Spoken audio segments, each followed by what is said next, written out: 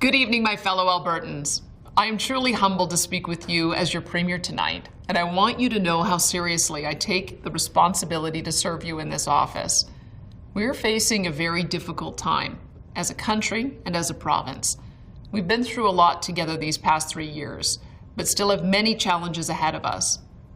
Tonight I want to address how our government is going to work together with you and your family to overcome these challenges. First off, I wish to address the inflation and affordability crisis.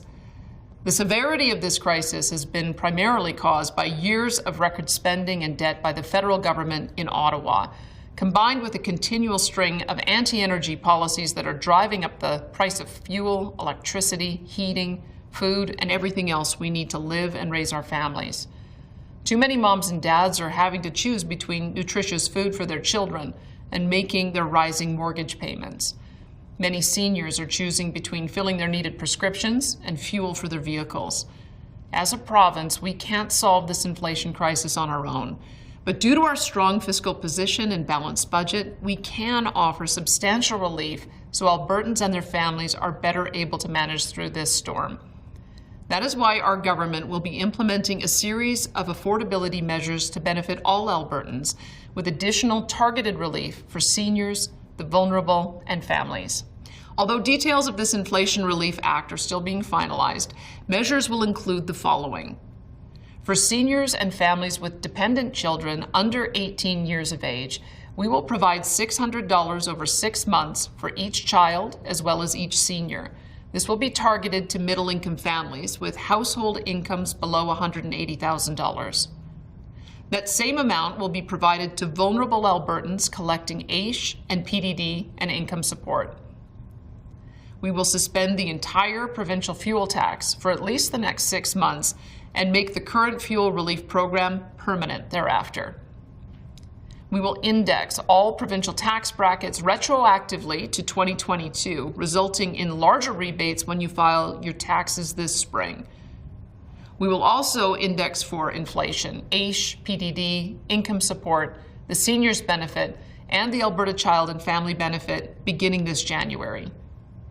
We will provide an increased rebate on consumer electricity bills through the winter months, totaling an additional $200 per household. We will limit spikes in winter electricity rates while continuing with the current natural gas rebate program. And finally, we will invest in food banks and expand low-income transit passes to ensure every Albertan has access to food and mobility for their families. These are just first steps, and there's much more to do. But I will ensure every decision our government makes from now until this crisis is over balances affordability for Albertans with the need for continued balanced budgets and fiscal responsibility. Because when our province's financial house is in order, we have the ability to assist Albertans through times of crisis, just like this one. Our province's other big challenge is healthcare. We have amazing frontline staff. Our nurses, doctors, paramedics, and other health professionals are truly world-class in every respect. But we have far too many managers and consultants, and not enough health professionals on the front lines caring for patients. Albertans are waiting too long for emergency room treatment or to have an ambulance arrive when they need it. Surgery times are far too lengthy, leaving many in pain or at unacceptable health risk.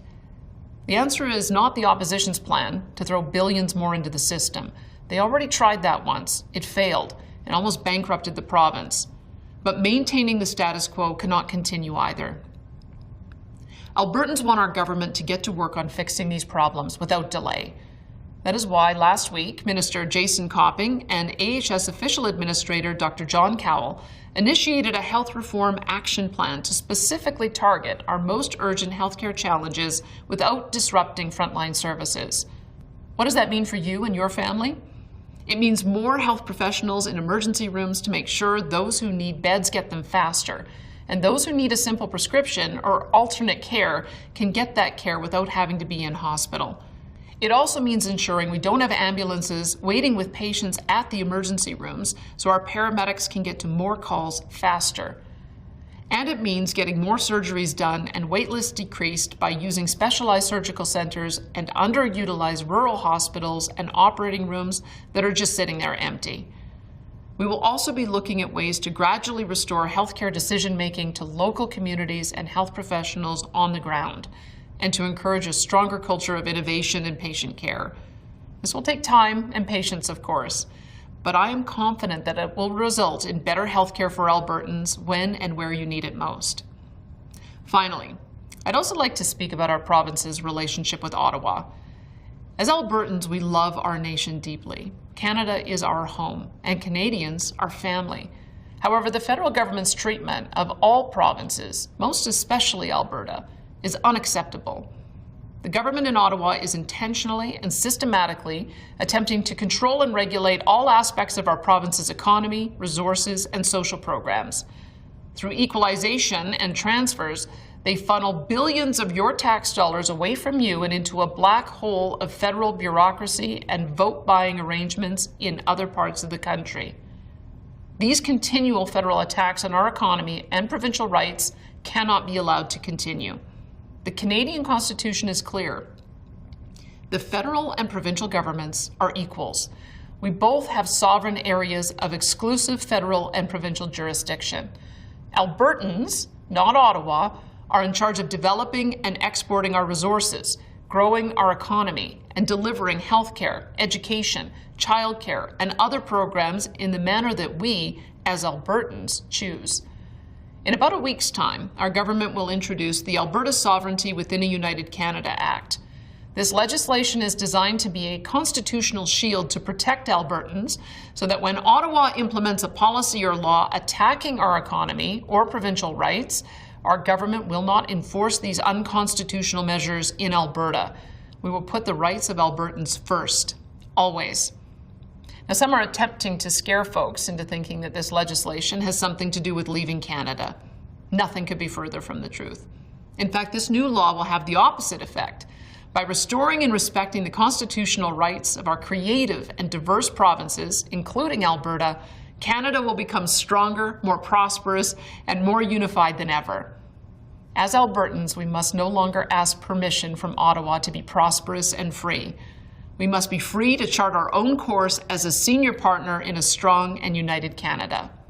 In closing, my fellow Albertans, I wish to speak about something personal.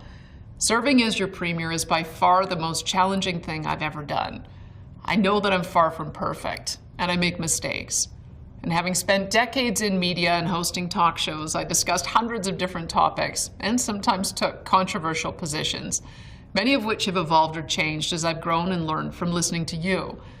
But I know I'm not a talk show host or a media commentator any longer. That's not my job today.